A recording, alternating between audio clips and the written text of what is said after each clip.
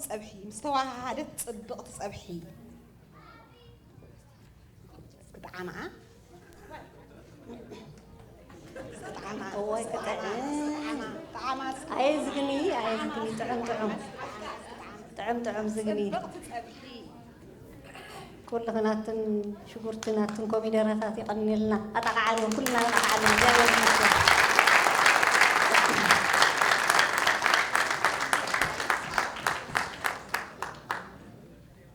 እግዚአብሔር አምላክ ተባረከ ይሁን ነዘናሓትና አቦይታ መመሪሱ ይባርከ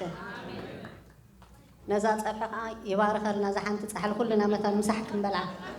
ምክንያቱ ብጣዕሚ ጥዕምቲ ከምዚ ዝረአና ከምዚ ጨኖና ዝጸንሐት ከምዚ ኩሎም በባሓደ ኩሉና ዝጸንሑ ግን ኣብቲ መወዳእታ ከም ዝረአና ይኻ እንታይ በባሓደ ከዓ ክምቅር ኣይትእላን እየን ሽጉርቲ ንበይና ክምቅር ኣይትኽእልን እያ ኮሚደረ ንበይና ክምቅር ኣይትኽእልን እያ በርበረ ጨው ዘይቲ ኩለን ሓደ ብሓንሳ ሓቢረን ምስ ኮና ግን እንታይ ኮና ስጋ ተቐንዲ ዝግኒ ትኸውን ማለት እዩ ታግ ዝግኒ ሽዑ መቂራ ጥዒማ ንኹልና ምሳሕ ትኾነና ስለዚ ካብዚ ምስ ወፃና ዝግኒ ክትህልወና ትኸውን እያ ተስፋ ንገብር እግዚአብሔር ይባረክ ስለዚ እንታይ ይበሃል ዋዛ ምስ ቁም ነገር ዝበሃል ኣሎ በዛ ዋዛ እዚኣ ሲስሕቕና ክንከይድ ኣይኮነን ቁም ነገር ኣለዋ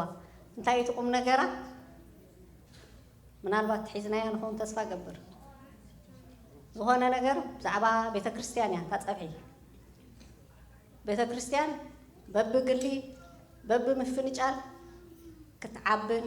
ክትሰፍሕን ከምቲ ዓንቶይን ዝምሮ ዝነበርና ህዝብና ክሰፍሕን ኣይክእልን እዩ ኩላ ተኣኪባ ኩሉ ዚ ኢንግሪዲየንትስ ጨውና በርበሬና ኮሚደረና ኩሉ ተኣኪቡ ሽዑኡ እቲ ዝደለናዮ ዕላማ ንበፅሕ ማለት እዩ እግዚአብሔር ይመስገን ስለዞም ኩሎም ሽጉርቲ ኮሚደረ እንታይ እዩ እቲ እግዚአብሔር ዝሃበና ኣገልግሎት ምክንያቱ ነፍሲ ወከፍ ሰብ እግዚአብሔር ኣምላኽ ምስ ፀውዖ ናቱ ዝኾነ ተውህቦ ኣለዎ ኩልና ይዕበ ይንኣስ ይርአ ዘይርአ እግዚአብሔር ኣምላኽ ግን ነፍሲ ወከፍና ዝሃቦ ውህበታት ኣለዎ እዚ ውህበት እዚ ብክርስቶስ ኢየሱስ ተኣሲሩ ንክርስቶስ እንዳረኣና ንዓብየሉ ነቲ ኣገልግሎት ኣምላኽ ድማ ንዕብየሉ ማለት እዩ ስለዚ ብቃል ኣምላኽ መታን ክንከይድ ብፀብሒ ጥራይ ተማሂርና ከይንምለስ እንታይ ከምዚ ኣርእስቲ ገይረ ሂብያ ዘለኹ ብሓድነት ንዕበ ነቶም ላዕሊ ደሎ ኣይሃብክኹምን ምክንያቱ ስብከት ኣይኮነን ጥራይ መጠቃለሊ ስለ ዝኾነ ብሓድነት ክንዓቢ በብሓደ ዘይኮነ ከምዚ ዝረኣናዮ ዘን ሽጉርትና በርበሬና ክፍክሮ ፀንሓ ዘይኮነሲ ኩልና ብሓድነት ኮይና ንዕበ ኣትብል ስለዚ ናብታ መሪሕ ዝኾነት ናይ 2019 ጠቕስና ክንከይድ ኢና ብኣይና ንኸይድ ብኡ ንኸይድ ስለ ዘለና ቀዳማይ ጢሞቴዎስ 4:15 እንታይ ትብል ብኣሞይ ፓስተር ዮሴፍ እንታይ ኢሉ ነይሩ እዚኣ መሪሕ ጥቕስና ስለ ዝኾነ እንታይ ንግበራ ኢሉ ነይሩ ንሸምድዳ ስለዚ ድሕረ ክተውፅሉ ይትኽእሉ ተኾንኩም ኣብዚኣ ቀዳማይ ጢሞቴዎስ 4:15 እንታይ ይብል ኩልና ብሓንሳእ ክንብል ኢና እዚ ኣፀቢቕካ ሕሰብ እናወስኽካ ትኸይድ ከም ዘለኻ ኣብ ኩሉ ምእንቲ ክግለፅሲ ነዚ ነገር እዚ ብምሉእ ርእስኻ ወፊ እግዚአብሔር ይባረክ ስለዚ እምበኣር እንታይ ኢና እናወስኽካ ትብል ዘላ እናወሰኽና ኩልና ንኸይድ ንሳ እታ ሓሳብ ማለት እዩ ናብዛ ዝግኒ እንዳሓሰብኩም እታ ናይ ዝግኒ ሓሳብ ንሳ ስለዚ ኣብ መፅሓፍ ቅዱስ ኣብ መዝሙር ዳዊት 133 እንታይ ኢሉና ኣሎ ቁጥሪ 1 እንሆ ኣሕዋት ብሓደ ሓቢሮም ክነብሩስ ክንደይ ሰናይን ክንደይ ጥዑምን እዩ ብርግፅ እግዚአብሔር ይመስገን እዚ ኩልና ዝጠዓምናዮ ኢና ኩልና ሓቢርና ክንከይድ ከለናስ ክንደይ ሰናይን ክንደይ ጥዑምን እዛ ፀብሒ እዚኣ ኩለን ተሰሪሐን ተኣኪበን ምስ ተሰርሓ ክንደይ ምቅርቲ ኮይና ከምኡ ከዓ እቲ ኣሕዋት እቲ እግዚአብሔር ዝሃበና ኣገልግሎት ብሓደ ኮይኑ ተሰሪሑ ከሎስ ክንደይ ምቁርን ክንደይ ጥዑምን ክንደይ ሰናይን እዩ ኣብዛ ኣማኑኤል ቤተክርስትያን ከማንሲ ኤግዛምፕል ዝረኣናዮ ነገር ኣሎ ብዛዕባ ሓድነት ማለት እዩ እዛ ቤተክርስትያን እዚኣ ክትስራሕ ከላ ሱቂላ ብከፊልና ተነስራሓ ነርና ክንደይ ሚልዮናት መወዳእትና ነራ ግን እቲ ኣባላ ዝነበረ ሓድነት ካብ መጀመርያ ካብ ስክራች ክጅመር ከላ ገሊኡ ቆርበት ዝቐልጥ ገሊኡ ዝልቕልቕ ገሊኡ ዘፅሪ ገሊኡ እቲ ሕብረትና ሲ ከመይ ዝኣመሰለ ቤተክርስትያን ሰሪሕና ማለት እዩ ካብኡ ይጅምር ካብቲ ታሕቲ ስለዚ እንታይ ደኣሉ እሞ እዚ ሓድነት እዚ ከይህሉ ዝኽልክለና ዘሎ እቲ ቀንዲ ፀገም ኮይኑ ዘሎ ምንታይ እዩ ሓድነት ዘይምህላው ኩሉ ሰብ እንዳደለየ እኳ ክነሱ ግን እቲ ዝግባእ ስራሕ ኣምላኽ ክስራሕ ኣይንሪኦ እንታይ ኮይኑ ብርቱዕ እዩ ኣገዳሲ ሞ ክነሱ ሲ ብርቱዕ ድማ እዩ ብጣዕሚ እንታይ ሞ ዘበርትዖ ዘሎ እንታይ ስለ ዘይፈለጥና እዩ እንታይ ስለ ዘይረኣና እዩ ንኺድ ናብ ሮሜ 12 ካብ 4 ክሳብ 5 እንተ ደኣ ኣንቢብና እንታይ ይብል ከምቲ ኣብ ሓደ ስጋ ብዙሕ ኣካላት ዘሎና እሞ ብዘሎ ኣካላት ከዓ ተግባሩ ሓደ ዘይኮነ ንሕና ብዙሓት ከዓ ከምኡ ብክርስቶስ ሓደ ስጋ ኢና በብሓደ ንሓድሕድና ድማ እንታይ ኢና ኣካላት ኢና እግዚኣብሔር ይመስገን ስለዚ እዚኣ እታ ነጥቢ ክንሕዛ ዘለና ንሕና ኩልና በብሓደ ብክርስቶስ ግና እንታይ ኢና ኣካላት ኢና ሓደ ኢና ሓደ ኮይና ምስ ንሓብር ሽዑ ድማ እንታይ ክንርኢና ክብሪ እግዚኣብሔር ክንርኢና ናብቲ ዝተፀዋዕና ፃውዒት ኣብኡ ክንበፅሕ ኢና እንተዘይኮነ ግን ኣነ እንተ ደኣ ኢልና በብታ ዘላትና ኣገልግሎት እቲ ሽቶና ክንወቅዕ ኣይንኽእልን ማለት እዩ ከምኡ ናብ ቀዳማይ ቆሮንጦስ 12 ካብ 27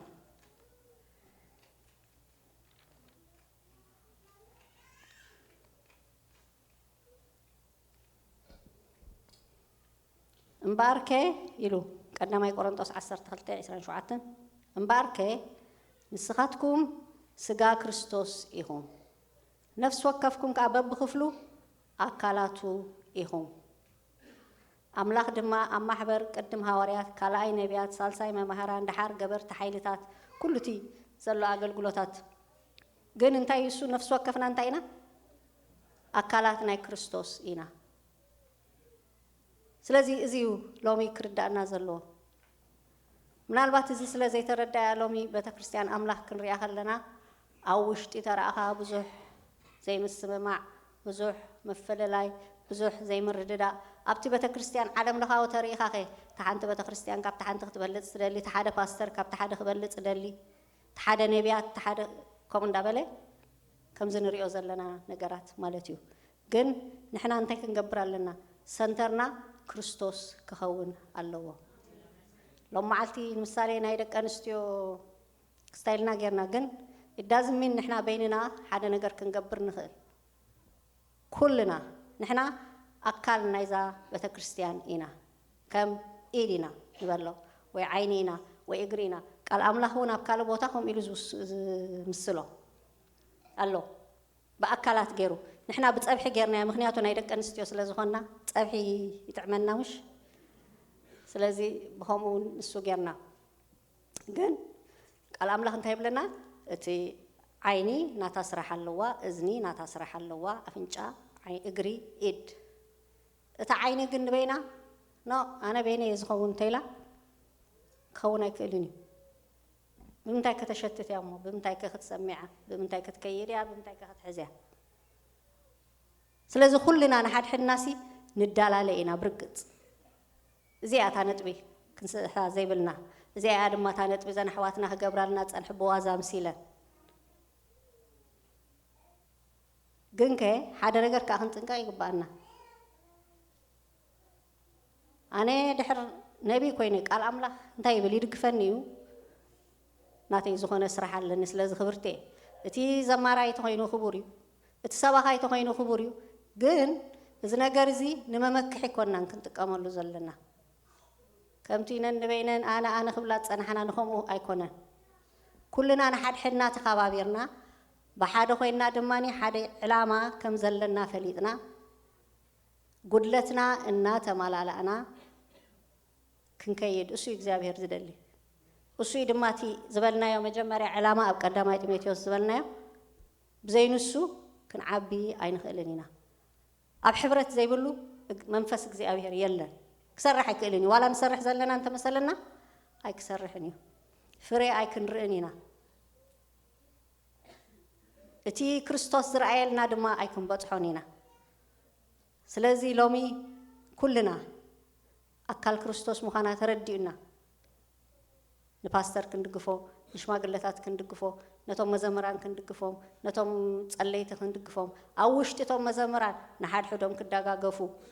ሓደ ናብ ሓደ ከይበለ ናይ ሓደ ቃና ጥዕም ምኸውን ምሳሌ ንበሉ ኣብ መዘምራን ድሕር ኣቲና እሱ እቲ ሰብቲ ግን ክምካሕ ይብሉ እንታይ ዳ ነቲ ሓደ ሓውኻ ክድግፎ ለትሰይ ፓስተር ገለጌጋ ንርአየሉ ንኸውን ከና ብዛዕባኡ ክንዛረብ ኣይኮነን መፂና ግን ንሓውና ክንድግፎ ኣብ ሽማግለታትና ኣብ ናይ ደቂ ኣንስትዮ ዋላ ዞም ሰብኡት ኣብዚ ናይ ደቂ ኣንስትዮ ድሕር ገለ ሪኢኹም ንገሩና ብዙሕ ግዜ ብዙሕ እንታይ ኢኹም ትብልና ትበልዓኒ ዋላ እሱ ንገሩና ከንዕረይና ስለዚ ኩልና እዚ ናተይ ኣይኮነን ዝበሃል ነገር የለን ምክንያቱ ዓንቶይ እንታይ ኢልና ዓይኒ ንበይና ድሕር ደየላ ክትዓውር እያ እዚኣ ኣይሚን ፀልማት ክኸውን እዩ ስቑኢለ ክኸይድ ኣይክእልኒ ዓይኒ ተደይብለይ ድሕር እዛ ኣፍንጫ ደይብለይ ከዓ ክሽትት ኣይክእልን ምንም ነገር ክንሰርሕ ኣይንኽእልን ኢና ክንቅባእ እንተ ደኣ ደሊና እግዚኣብሔር ኣምላኽ እቲ ዝደልዩ ክሰርሖ እንተ ደኣ ደሊና ኩልና ብሓድነት ክንትስእ ኣለና እቲ ሓደ ዘይገብረና ዘይሕብረና ነገር ብኢየሱስ ክርስቶስ ስም እናቆረፅና ብሓደ ኮይና ናብቲ በረኽቲ ክንወፅእ ኣለና እግዚኣብሔር ይባረኽ ኣብ መዝሙር ዳዊት 133 ዳ ድሕር ቀፂልና እንታይ ትብል መስለኩም ዋላ ብመጽሓፍ ቅዱስ ዶ ኸይድ ትጽሓፍኩም መሲሉን እሞ ኣይጽሓፍኩም ኣይ ቲንክ ጽሒፈየ ነይረ ክቐለለ ኢለ እንሆ ኣሕዋት ብሓደ ሓቢሮም ክነብሩስ ክንደይ ሰናይን ክንደይ ጥዑምን ኢሉ ሽዑ እንታይ ኢሉ ከምቲ ክቡር ዘይቲ ኣብ ርእሲ ኣብ ጭሕሚ ኣሮን ናብቲ ዘፈር ልብሱ ዝወርድ እዩ እግዚኣብሔር ኣብኣ እንታይ ኢሉ በረኸትን ህይወትን ንዘለኣለም ኣዚዙ እሞ ከምቲ ናብ ኣኽራን ጽዮን ዝወርድ ጠሊ ሄርሞን እዩ ከመይ ዝኣበሰለ ቅብኣት እዩ እዚ ግን ኣበይ ኢሉ ኣብቲ ሕብረት ኢልዎ ኣብቲ በብግልኻ ምኻድ ኣይኮነን ኣብ ሓድሽ ኪዳን እንተሪኢና ሃዋርያት እቲ መንፈስ ኣምላኽ ክቕበሉ ከለዉ እንታይ እዮም ነይሮም ሽዑ ኣበይ ነይሮም ብሓንሳብ ሽዑ ተፈሪሖ ካብ ኢየሱስ ክርስቶስ ምተታሕ ተፈሪሖም ናብቲ ሓደ እንዳ ማርያም እንዳ ጴጥሮስ እንዳ ገለ ይኮኑ ኣብ ሓደ ሓቢሮም ነቲ ኢየሱስ ክርስቶስ ዝሃቦ ተስፋ ንዑ ይጽበዩ ነይሮም ኢየሱስ ክርስቶስ ድማ እሙን እዩ ነይሩ ምክንያቱ ሕብረት ነይሩ ሽዑኡ በታ ሰዓታ በታ መዓልታ ክብሪ ኣምላኽ ተገሊጹ ሽዑ እንታይ ክኾኑ ጀሚሮም ክሰርሑ ጀሚሮም ኣነ ግብሪ ሃዋርያት እየ ዘንብብ ዘለኹ ብጣዕሚ እየ ዝድነቕ መንፈስ ኣምላኽ ምስ ተቐበሉ ካብኡ ጠጠው ኣይበሉን ፈፂሞም ዛትስዋይ ድማ ሕጂ ዝቃል እዚ ወንጌል እዚ ህዝቢ ኣምላኽ ሰፊሑ ኣብቲ ዓንቶይ ንዝምሮ ዝነበርና ኣባና በፂሑ ዘሎ ምክንያቱ እቶም ሃዋርያት ብሕብረት ዝሰርሑ ስለ ዝነበሩ ኣብ ግብሪ ሃዋርያት እሞ ንኸይድ መታን ቃል ኣምላኽ ፅቡቅ ጌርና ክንሪኦ ግብሪ ሃዋርያት ምዕራፍ 2 ቁፅሪ 1 ኣብ መበል 50 መዓልቲ ድማ ኩላቶም ሓቢሮም ብሓንሳብ ነበሩ ያትብል ቁፅሪ 1 ቁፅሪ 2 ሽዑ እንታይ ኮነ ብድንገት ከዓ ከም ብርቱዕ ህበብላ ንፋስ ካብ ሰማይ ድሃይ መፀ ነታ ኣብኣ ተቐሚጦም ዘለዋ ቤት እውን ንብዘላ መልኣ ኩሎም ድማ ሽዑ እንታይ ኮይኖም መንፈስ ቅዱስ መሊእዎም ስለዚ እዚ የድልየና ሎሚ ክንሓብር መንፈስ እግዚኣብሔር ድማ ክወርሰና ከምቲ እግዚኣብሔር ዝበለና ድማ ወፂና ክንሰርሕ ንዝመፅእ ወለደና ክንብጆ ንዝመፅእ ወለዶና ክንወርስ ስለዚ ሎም መዓልቲ ካብዚ ቅድሚ ምውፃእና እንታይ ክንገብር ኢና እቲ ሕብረትና ዘይፈቱ ሰይጣን ከነጥፎ ኢና ክንሰብሮ ኢና እቲ ንዓና ዝኽልክለና ነገራት ዝኾነ ይኹን ነገር ሎም መዓልቲ ተሰይሩ ነፃ ኮይንና ክንወፅእ ኢና ክብሪ እግዚኣብሔር ድማ ክንርኢና ብርግፅ ኣብ ቁፅሪ 4 ግብሪ ሃዋርያት ምዕራፍ 2 እንተሪኢና ሽዑ በዓል ጴጥሮስ እንታይ እዮም ኮይኖም ነይሮም መንፈስ ቅዱስ ተቐቢሎም ነይሮም ሽዑ እንታይ ኢሎም ስርሖም ጀሚሮም ማለት እዩ ኣሎ ብዙሕ እንዲሁ ግን ሰኢለ ንእሽተይ ዝገብር ምክንያቱ ግዜ ስብከት የገይረ ኢኻ ካይንድ ኦፍ ምሽ ስብከት ኣይኮነን ኢለ ነይረስ ኤኒዌይ ከምቲ መንፈስ ኣምላኽ ዝመርሓና ኢና ንኸይድ እንታይ ኢልዎም ጴጥሮስ ካብዚ ቄናን ወለዶዚ ደሓኑ እናበለ መስከረሎ ሽዑ እንታይ ኮይኑ ኣስታት 3000 ነፍሳት ናብታ ማሕበር ተወሰኻ እዚ ዕላማና every day ናብዚ ቦታ እዚ ነፍሳት ክውሰኻ ንሕና ጥራይ ተወሲና ክንተርፍ ኣይኮነን ከምቲ ፓስተር ዝብሎ እዚ ቦታ እዚ ፀቢቡናሲ ዋላ ናብ ካለዲና ክንከይድ እዚ ኩሉ ፓርኪንግላት ዘሎ ክንሰርሖ that's our goal ናብኡ ኢና ክንዓቢ እቲ ጴጥሮስ ጳውሎስ ንጢሞቴዎስ ዝበሎ እንዳወሰኽና ክንከይድ እንዳዓመና ክንከይድ እዚ ቦታ እዚ ክመልእ ንሂስተን ክንወርሳ ካብኡ ሓሊፍና ንኣሜሪካ ክንወርሳ ንኤርትራ ክንወርሳ ዛስ ናይ እግዚኣብሔር ሓሳብ ሃሌሉያ እግዚኣብሔር ይባረክ ስለዚ እሱ ይትቐንዲ ነፍሳት መጀመርያ ምክንያቱ ኣሕዋትና እንዳጠፍኡ ንሕና ደቂስና ክንሓድር ኣይንኽእልን ኢና ኣይመስለኩም እንዶ እግዚአብሔር ይባረክ ኣብ ሽዑ ድማ እንታይ ኮይኖም ጴጥሮስን ዮሐንስን ካብቲ ሳልሳይ ምዕራፍ እንዳቀጸልና ተኺድና ኣብ ቤት መቅደስ ኣትዮም ኣጋሩ ዝሞተ ሰብኣይ እንታይ ኢሎሞ ንሕና ወርቅን ብሩርን የብልና እቲ ዘለና ግና ንህበካ ኣለና ብስም ኢየሱስ ክርስቶስ ተንስእሞ ኪድ እዚ ዓይነት ተኣምራታት ድማ ሽዑ ክመጽ እዩ መጀመርያ ነፍሳት that's the main ንሕና ጎል ካብኡ ከዓኒ ተኣምራታት ክንርኢና ኣይተሓዝኑ ኣነ ሓደ ጊዜ ይሓዝን ኩሉ ጊዜ ወረክ ከመይ ኢሎም እዮም ኣብ ማእከልና ሕሙማት ኮፍ ኢሎም ሲ ኢሎም ክኣወፁ ብል ከምኡ ኢለ ኩሉ ጊዜ ሓስብ ከመይ ኢልና ኢና ብዛዕባ ዲፕረስድ ዝኾኑ መንእስያት ኣሕዋትናስ መፅኦም ኣብዚ ስኡ ኢሎም ይምለሱ ዲኖ ዋይ ንምንታይ ከም ዝኾነ ኣብቲ ቦታና ስለዘየለና ኣብኡ ቦታና ስለዘየለና ኣብቲ ሕብረትና ስለዘየለና ልብና ከምቲ እግዚኣብሔር ዝደልዮ ስለዘይኮነ ስራሕ እግዚኣብሔር ከዓ ኣይስራሕን ስለዚ ሎሚ ኣሕዋተይ ኩልና እቲ ዘየስራሐና ነገር ውሽጥና ንፈልጦ ዘለና ነገራት እንዳኣልገስና እግዚኣብሔር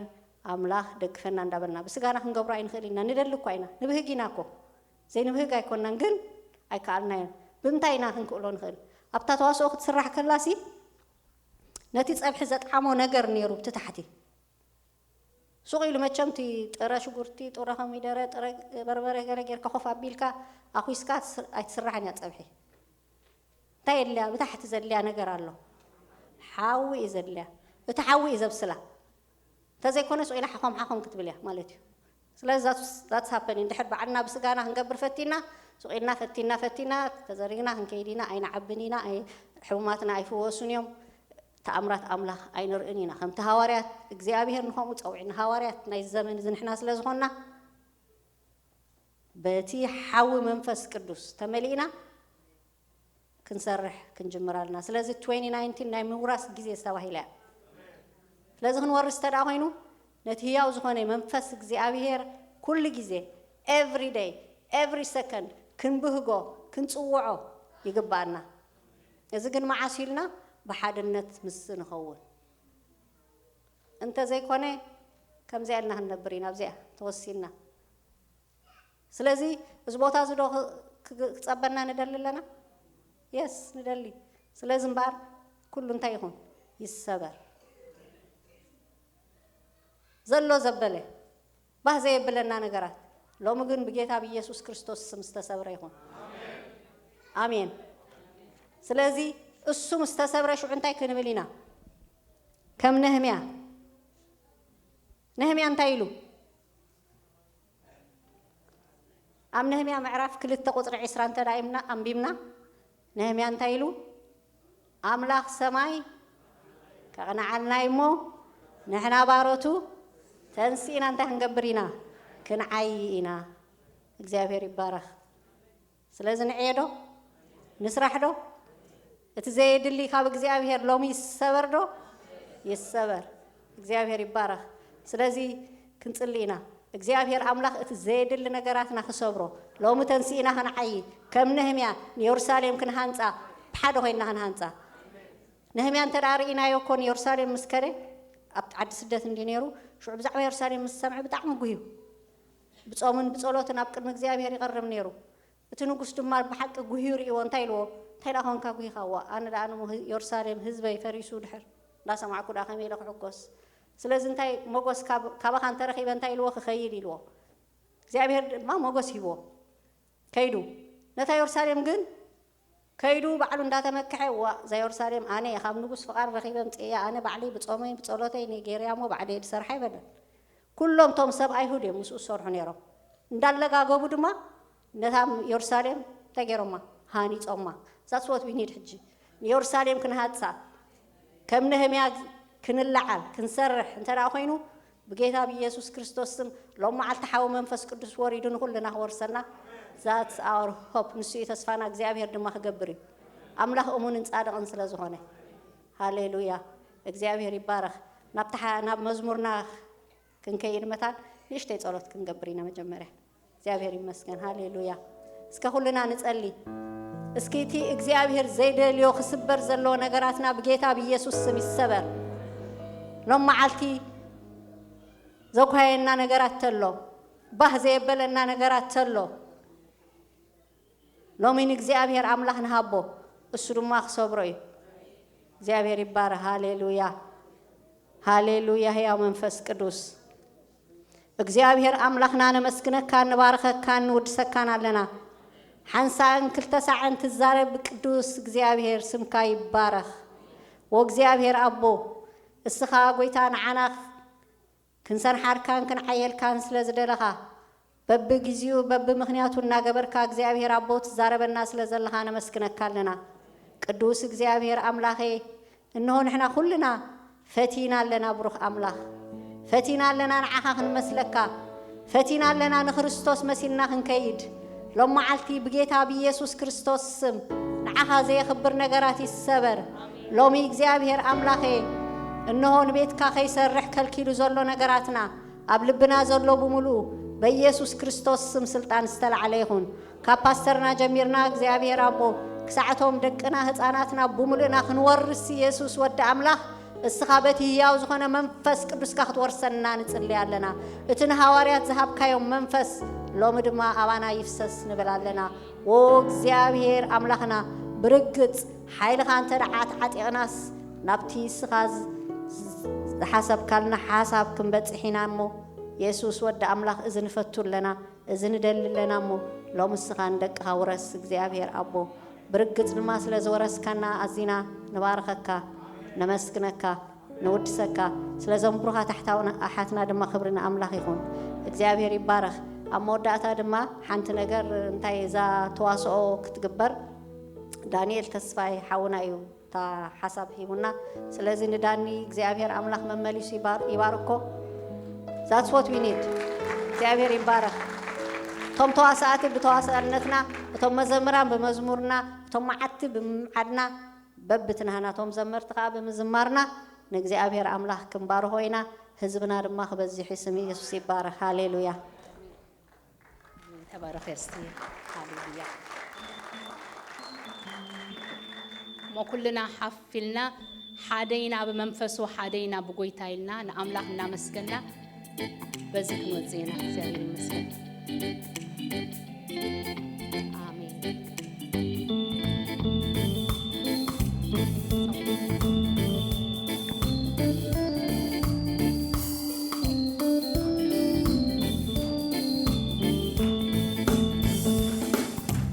حادينا بمنفسه حادينا بقويتا حادينا بمنفسه حادينا بقويتا بسمو زآمنا كنبرنا مسقويتا حادينا حادينا بمنفسه حادينا بقويتا بفقرنا يفلتوا أحواتهم زخونا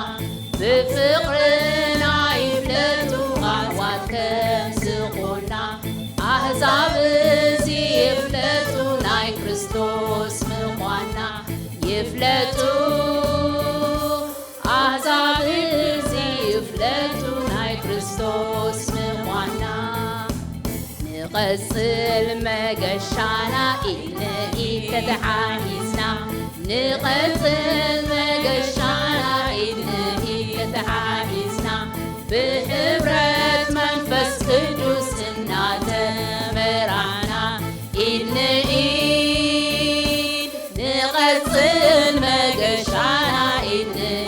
تتحاحسنا نقصل مجشانا إيد نئيد تتحاحسنا نقصل مجشانا إيد نئيد تتحاحسنا بحبرة منفس قدوس